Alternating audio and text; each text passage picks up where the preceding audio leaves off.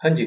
Next section हमारे पास आता है सेक्शन नंबर 39, जो कि बहुत बहुत प्रैक्टिकल सेक्शन है। मतलब थ्योरी के साथ साथ इसके अंदर जो वर्डिंग्स हैं, जो सारे कंटेंट्स हैं या जो इसके प्रोविजंस हैं, वो बिल्कुल प्रैक्टिकली रिलेट करते हैं, प्रैक्टिकल क्वेश्चंस में भी इवन दो आते हैं और बड़े इजी तरीके से आपको याद रह सकते हैं, जो कि बात करता है allotment of securities by company की। मतलब कि ऑफर और इश्यू वाला प्रोसेस हो गया, एप्लीकेशन मनी वाला प्रोसेस आपका हो गया, अब बारी किसकी आई है? अलॉटमेंट की। ये बेसिक टर्म आपको पता है, आपने अपने अकाउंट्स में देखा हुआ है कि पहले एप्लीकेशन की बात होती है, फिर अलॉटमेंट होती है, फिर कॉल्स वगैरह आती है। तो फिलहाल हम सिर्फ एप्लीकेशन और अलॉटमेंट की बात कर रहे हैं कि एप्लीकेशन की चर्चा हो चुका, अब अलॉटमेंट की बारी। तो अलॉटमेंट की जब बारी आएगी तो बेसिकली सेक्शंस क्या कहता है, तो एक जनरल सिनेरियो कि भैया शेयर्स की एग्जिस्टेंसी कब अराइज होती है? जब उसको अलॉटमेंट हो जाता है। जब तक हमने अलॉट नहीं किया, एप्लीकेशन मनी आई है, तब तक शेयर्स के एग्जिस्ट हुए, मतलब शेयर्स क्या दिख रहे हैं, क्या वो अभी तक मतलब नजरों में आए हैं, क्या वो उसकी एग्जिस्टेंस अभी तक स्टार्ट हुई है? नहीं हुई। वो तब स्टार्ट होती है जब हम उसको एक्चुअल में, अभी तक तो हमारे पास शेयर कैपिटल है, अभी तक हमारे पास क्या है? शेयर कैपिटल है कि इतना अमाउंट हम इश्यू कर सकते हैं, लेकिन जब उसका बंटवारा कर देंगे, जब उसका अपोर्शनमेंट कर देंगे,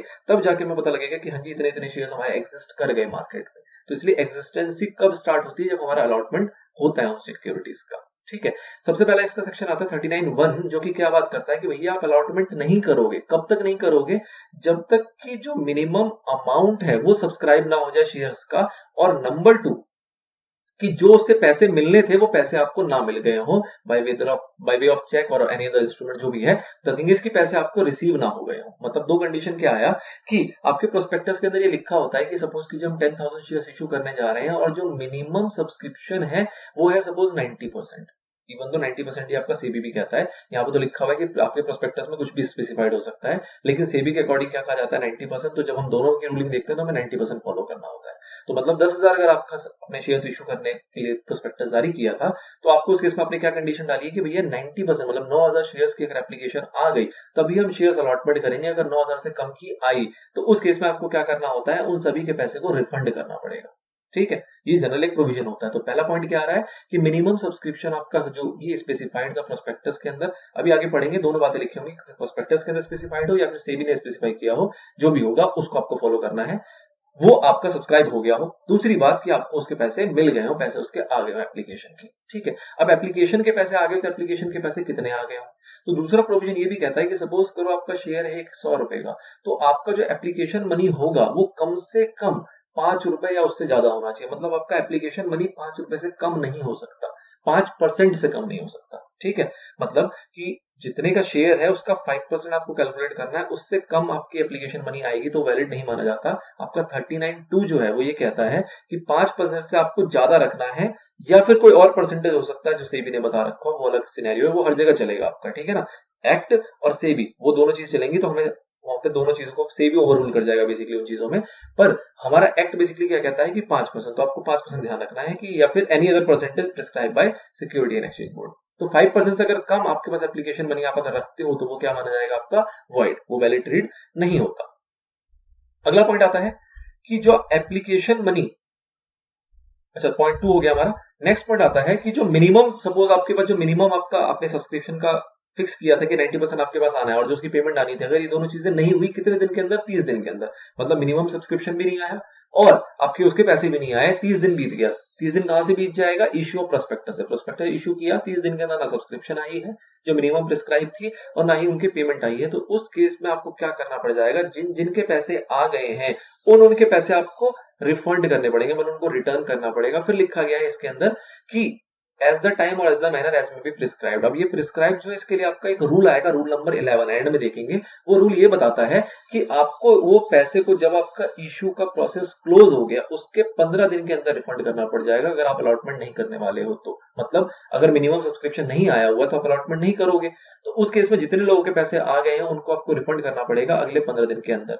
सपोज करो आपने डिफॉल्ट कर दिया, 15 दिन के अंदर नहीं किया, तो उस केस में आपको 15 दिन के अंदर अगर नहीं किया तो उसके बाद 15% इंटरेस्ट के साथ आपको रिफंड करना पड़ेगा। पेनल्टी जो लगेगी वो तो लगेगी। उन लोगों को आपको जो पैसे रिफंड करने पड़ेंगे 15% पर एनम के हिसाब से इंटरेस्ट जोड़ते हुए पैसे वापस करने पड़ेंगे, एंड टुगेदर विद जो इंटरेस्ट और जो पेनल्टी का प्रोविजन है जो डिफॉल्ट डायरेक्टर के ऊपर लगेगा वो तो लगेगा ही लगेगा। ठीक है। तो ये बात करता है किस चीज की? रिटर्न को लेके आपका पॉइंट नंबर 3। पॉइंट नंबर 4 आता है कि ऑब्वियस सी बात है, अगर ये सारा कुछ नहीं हुआ, सब कुछ अच्छा खासा होता रहा, मतलब कि आपने प्रॉपर एप्लीकेशन आ गई, प्रॉपर अलॉटमेंट कर दिया, सब कुछ सही चल रहा, तो आपको एक रिटर्न भी फाइल करनी पड़ेगी जिसके अंदर आप अलॉटमेंट का पूरा पूरा सिनेरियो वहां पे दोगे। किसको? रजिस्ट्रार को। मतलब रिटर्न ऑफ अलॉटमेंट नाम का एक दस्तावेज है जो कि रजिस्ट्रार के पास दिया जाएगा। अगर आप ऐसा नहीं करते हो, मतलब क्लॉज 3 सबसेक्शन 3 और सबसेक्शन 4 जो था आपका रिटर्न का और रिटर्न फाइलिंग का, लोगों को पैसे रिटर्न करने का और रिटर्न ऑफ अलॉटमेंट को फाइल करने का, अगर ये दोनों चीजें आप नहीं करते हो तो कंपनी को और ऑफिसर को जो भी ऑफिसर डिफॉल्ट माना जाएगा उस पर पेनल्टी लगेगी। और जब भी डेज वाली पेनल्टी होती है तो वहां पर हमने क्या लिखा है कि 1000 रुपए प्रतिदिन के हिसाब से मैक्सिमम 1 लाख रुपए तक की पेनल्टी आपकी यहाँ पे इम्पोज की जाती है। ठीक है, तो जितने दिन का भी डिफॉल्ट रहा, जितने दिन आपने लौटाने में पैसे लौटाने में टाइम लगाया, उतने दिन के हिसाब से 1000 रुपए के हिसाब से आपकी पेनल्टी लग जाएगी। अगर मैक्सिमम उसको 1 लाख रुपए तक लेके जाएंगे। अगर आपने रिटर्न फाइल किया सपोज 10 दिन लेट, तो 10 दिन इंटू 1000 रुपए, 10,000 रुपए की आपको पेनल्टी अलग से पे करनी पड़ेगी। रिटर्न में लेट करोगे तो आपको इंटरेस्ट भी देना है, वो अलग है। जो एप्लीकेंट है उसको इंटरेस्ट पे करना है 15%, वो अलग है। और ये जो पेमेंट है आपको गवर्नमेंट को करनी होगी, जो कि आपकी पेनल्टी के अंदर कवर हो जाएगा।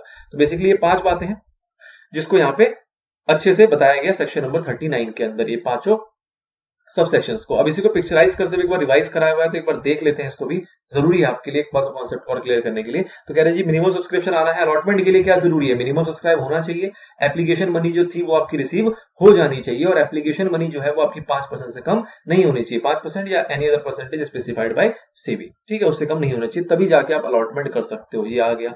उसके बाद कि मिनिमम सब्सक्राइब ना हुआ हो और पैसे भी आपको ना मिले हो तो उस केस में क्या करना पड़ेगा आपको, कब तक ना हुए हो, 30 दिन के अंदर या फिर कोई भी पीरियड जो भी स्पेसिफाइड किया गया था। अगर इसके अंदर तक आपको नहीं मिला तो आपको क्या करना पड़ेगा, आपको उसमें रिटर्न करना पड़ जाएगा। कितने दिन के अंदर, 15 दिन के अंदर। 15 दिन कहां से, क्लोजर ऑफ इश्यू, जिस दिन से इश्यू आपका बंद हो गया उसके बाद से 15 दिन के अंदर अंदर आपको उसको रिफंड रिटर्न करना पड़ जाएगा।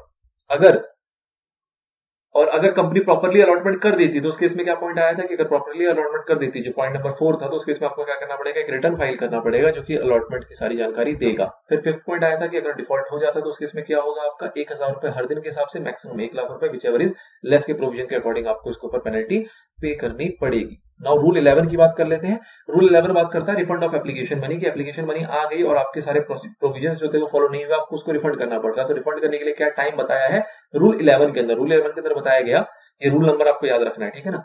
रूल 11 ने क्या बताया कि 15 दिन के अंदर आपको वापस कर देना है। अगर नहीं कर पाते हैं तो उसके अंदर जो भी डिफॉल्टिंग डायरेक्टर होगा वो ज्वाइंटली एंड सेवरली, मतलब कोई एक डायरेक्टर का डिफॉल्ट है या फिर कई डायरेक्टरों का डिफॉल्ट है, वो लाइबल होंगे किस चीज के लिए, कि उनको पैसे तो रिफंड करेंगे अलॉन्ग विद इंटरेस्ट पे करेंगे 15% पर एनम के अकॉर्डिंग।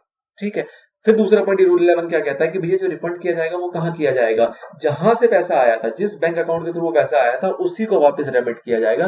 किसी और अलग मोड में आपको रिफंड नहीं करना। मतलब कि एप्लीकेंट से जिस मोड में, जिस बैंक अकाउंट के थ्रू वो पैसा हमारे पास आया था, उसी बैंक अकाउंट में उसको वापस से रेमिट या रिफंड किया जाएगा। ठीक है, किसी और मोड में आपको नहीं करना। ये रूल का सेकंड पॉइंट आपको बताता है। तो रूल नंबर 11, ये नाम आपको ध्यान है। नाउ एक छोटा सा एग्जांपल है वो देख लेते हैं। कह रहा है after receiving 80% of minimum subscription, मतलब जो मिनिमम सब्सक्रिप्शन आपने रखा था, सपोज करो 10,000 में 9,000 शेयर, तो 9,000 का 80% कितना होगा, 7,200 शेयर आपके पास आ गए as stated in the prospectus. A company allotted 100 equity shares in favour of X. 100 equity share allot कर दिया। The company deposit the said amount in the bank but withdrew 50% of the amount before the finalization of the allotment for the purpose of certain assets। अच्छा जी, company ने deposit कर दिया पैसे को, 50% उसमें से निकाल भी लिया। X refuses to accept the allotment of the shares on the ground that the allotment is violated of the provisions of the company and X कह रहा जी मेरे को शेयर्स नहीं चाहिए क्योंकि आप तो प्रोविजंस की जो भी बातें थी उसको सबको वायलेट कर रहे हो। अब पॉइंट ये आता है उसने विड्रॉ कर लिया, वो तो दूसरा पाप था। जो कंपनी ने 50% विड्रॉ कर लिया एसेट परचेज करने के लिए, वो अलाउड नहीं है, वो तो दूसरा पाप है। पहला पाप इसने क्या किया कि भैया जो मिनिमम सब्सक्रिप्शन था 80% उतना ही आपको रिसीव हुआ है, तो उस केस में आपको सीधी सीधी बात है कि आगे के प्रोविजन का सवाल उठेगा क्या, नहीं उठेगा। मिनिमम सब्सक्रिप्शन आया ही नहीं, उसका 80% आया है।